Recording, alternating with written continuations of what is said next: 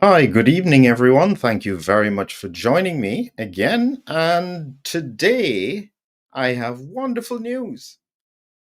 The Office of National Statistics in the United Kingdom has changed their statistical methods. And wonderful news, excess deaths are not occurring. There's nothing for you to be concerned about. All those friends and families and all those movie stars and celebrities that seem to be dying more often than not, it's not right. It's just a figment of your imagination. In reality, when we think about it, all of those concerns about an elephant in the room are probably unnecessary. The chairs that you see strewn around are probably always been there. Nothing for you to be concerned about. That's effectively what we're getting from our statistical agencies. Now, that may seem to be good news for those people who have no concern about anything else. However, for those who are trying to work out what is going on, it probably is another nail in the coffin. That means that you are not going to get any answers. That's the reality. So, before I start, as usual, I want to remind you that coming up in about a week's time is that horrendous rise in liver disease. But then again, if I had known what I knew yesterday, I probably wouldn't be worried about it. What could be the potential mechanisms? Additionally, I'll be encouraging you to join us in the Power of No, Nitric Oxide, a really incredible program here and Humming Heroes. We're talking about the links in terms of helping to keep you healthy. This is the link, and we'll be able to tell you about the biology. And it's a free ebook. Definitely support what we're doing, and let's hope that there are no problems in the future.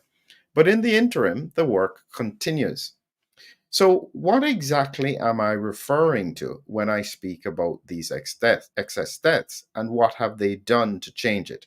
I'm going to allow you to listen to Julie Stanborough, who was speaking on behalf of the Office of National Statistics, and this is what she had to say.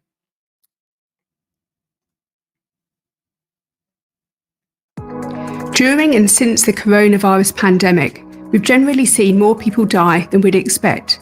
We call these deaths above average excess deaths. Different organisations have used different ways to calculate this, each with merit and particular uses, for example, for planning health interventions and identifying emerging threats. In the spirit of continuous improvement, we've been working with independent experts and those across government and the devolved nations to develop a common UK-wide approach. Using our new approach, today's release estimates 11,000 excess deaths in 2023.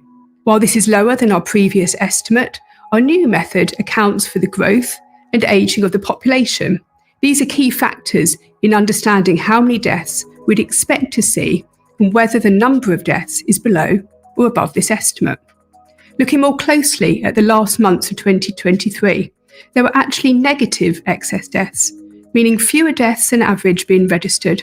Further back across the pandemic, the trends and peaks in excess deaths are the same using the new method as they were under the old. It's important to note that our estimates of excess deaths are just that, estimates. They can't be counted individually, unlike death registrations, which haven't changed. So, whenever you see a change, the question to always ask is who benefits the most from this? Well, we had Andrew Bridgend pressuring the government to investigate excess deaths. So, this kind of information coming out of the Office of National Statistics is great news for the government because they can legitimately say, listen, be quiet, there are no concerns, forget what you're hearing. It's all just rumor and it's not based on fact. So, this is really effectively that those concerns that may have been raised before are no longer considered to be relevant. Very important for the health of the population. My question is always what happens if they are wrong? Who is responsible? Is anyone responsible? Or will it just be your problem? I have a usual explanation that I say to patients whenever they're talking about hypertension. And I ask them a simple question: whose responsibility is your blood pressure? Oftentimes they think it's the doctor or somebody. I say, no, it's yours. Because if you get sick, if you have a stroke or a heart attack, nobody's going back to your GP to find out why. It's your problem. And in this situation, if excess deaths are actually rising and this is relevant, I guarantee you it's going to be your problem. It won't be the government. The doctors will have more work to do to keep you well, which suits everybody, and certainly the industry in terms of giving medication will definitely be booming. So the only people who suffer are the general population. So you need to start asking questions to make sure this is actually so. When we look actually at the numbers, in 2023, their new calculation shows 10,994 excess deaths, which is 20,448 deaths fewer than their current method. That's just over 60%. A tiny change in it based on the methods. It's no wonder that they're not concerned. What else could we think? And when we break down the data, and I will show you here, this is from their page, the official Office of National Statistics, and the link is in there. And you can see that essentially, in the context of the years in 2020, based on the current method, they thought it was 84,000. The new method is 76,000. In 2021, it was 61,000, and based on the new methods, it's 55,000. Here's what's interesting. In 2022, it was 38,000 on the current method, and on the new method, it's even higher, which is 43,000. But somehow in 2023, it has fallen from 31,442 to 10,994. And what they're saying there is that actually that's a decrease. There is no need for you to be concerned. It's not a problem. You can go on with your life and be happy that everything that was done in the pandemic was for your benefit and they have done the right thing there. That's essentially the message that is coming out. But for those people who are interested in hearing a little bit more, this is what I'll be referring to. I showed you this yesterday. And in order for you to understand it, you just have to understand that black means above 15% excess mortality, dark red is between 5 and 10%, light red is above 5%.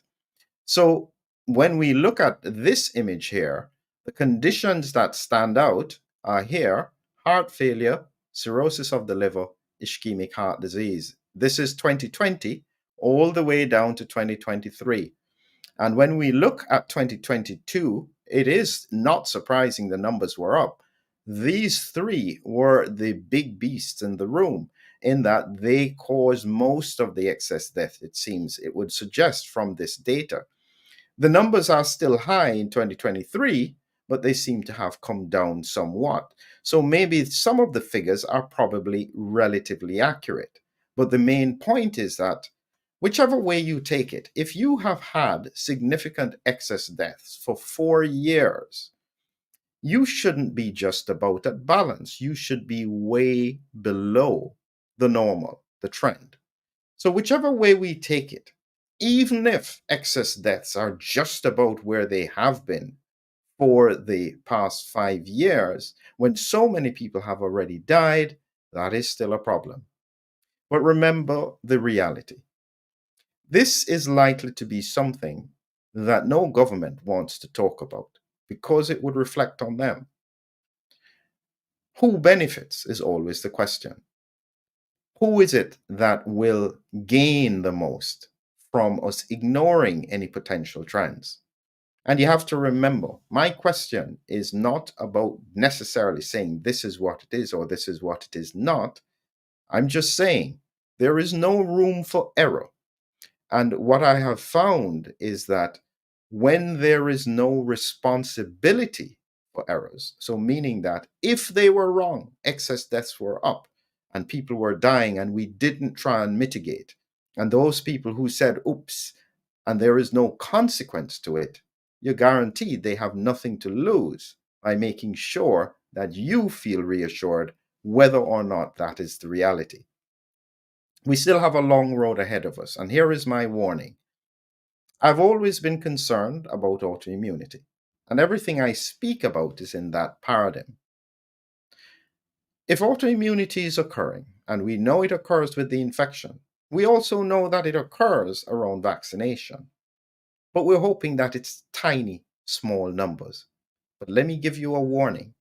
If it isn't, the numbers, no matter what statistics they use, within the next 5 years, 10 years, excess deaths would be so high that there is no way that it could be hidden.